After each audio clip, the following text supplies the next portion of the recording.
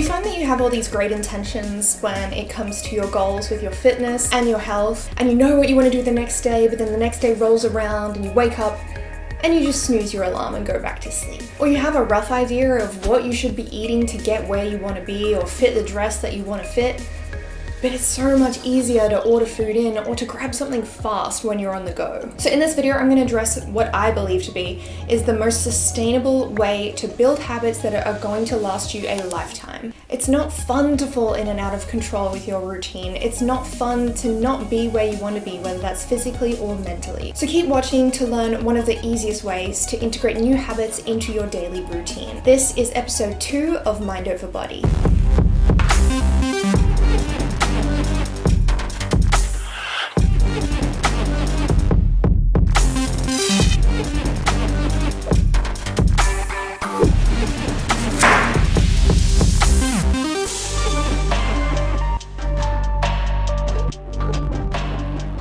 For those who would like to actually work on implementing their habits into their routine, I have created a free worksheet which you can download. The way you get this is by going to www.eatroundthelift.me, which is my blog, and enter your name and email address into the mailing list. You'll be sent out an email immediately which contains your download link. And if you're already on the mailing list, no problem, just check your inbox.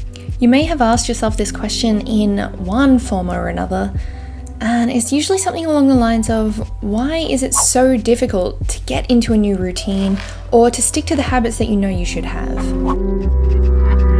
Alright, so you might be wondering, how exactly do we fix this? And while the process itself may not actually be simple, the formula really is. The formula is simply cue leads to action, which leads to a reward. This is how bad habits are built too. The cue might be that you're stressed from work, so the action that you take is to go and buy a block of chocolate, and the reward that you get from that is you think that you're emotionally satisfying yourself with the chocolate. To build a better habit, think of a different cue. So for example, my cue is I'm getting ready for bed, and my action is that I'm going to pack my gym bag and get my clothes ready for the next day so I can get up and leave really early for my workout. So you're going to need to start simple, because overwhelming yourself is the easiest way to fall off track. But do you ever find that you're just trying to, fix things up and get a routine in place, and you're changing too much at once? Like, I'm talking, you completely change your eating habits, and then all of a sudden you're going to the gym 6 days a week, and it's just a nightmare to try and maintain it. I find if you want something to last, you really need to step into it. This way, we start with things that are smaller and easier to change, and it's not so overwhelming. Okay, let's take an example of this. So let's say you set yourself to run 7 kilometers every single day. Not only, let's take these off. Not only is that going to be too much, you're going to feel overwhelmed, you're going to feel the pressure to have to do that every single day, but you're probably going to exhaust your body too. And is that sustainable? No. It's the same as expecting yourself to never slip up with your nutrition. You should be able to jump back on track after that meal, not throw in the towel.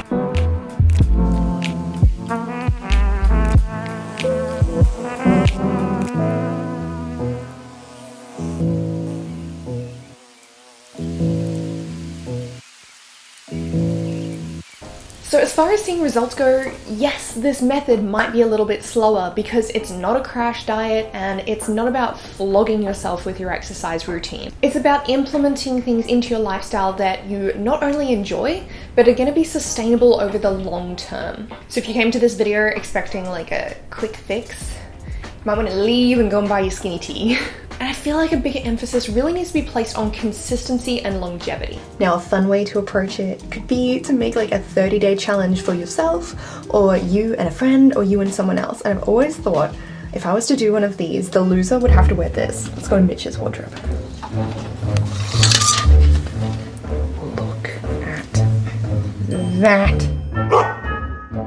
So it's up to you to figure out, are you motivated by rewards, or are you a little bit more like me and you're more motivated by like a deadline or something that has to happen if you don't meet the requirement? Just make it fun and make it enjoyable. It doesn't have to be so serious. Genuinely not sponsored, this is just a recommendation of an app I can use, but you can find tons of similar ones on the App Store. It's an app called Done, and I mark off for the last 2 months I've been using it because when I'm busy I forget to eat. So this helps me to remember what I need to have when on my new meal schedule.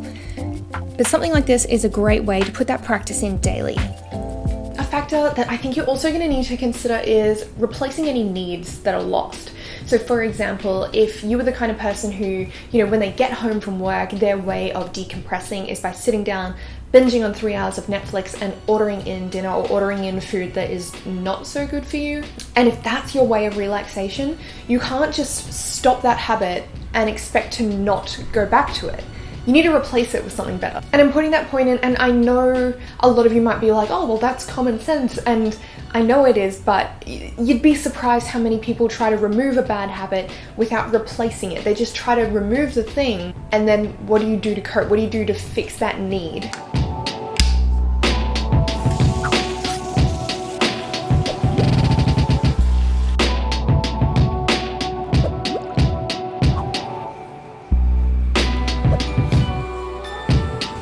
Okay, so let's summarize the steps involved in building a new habit. Your cue leads to action, which leads to reward.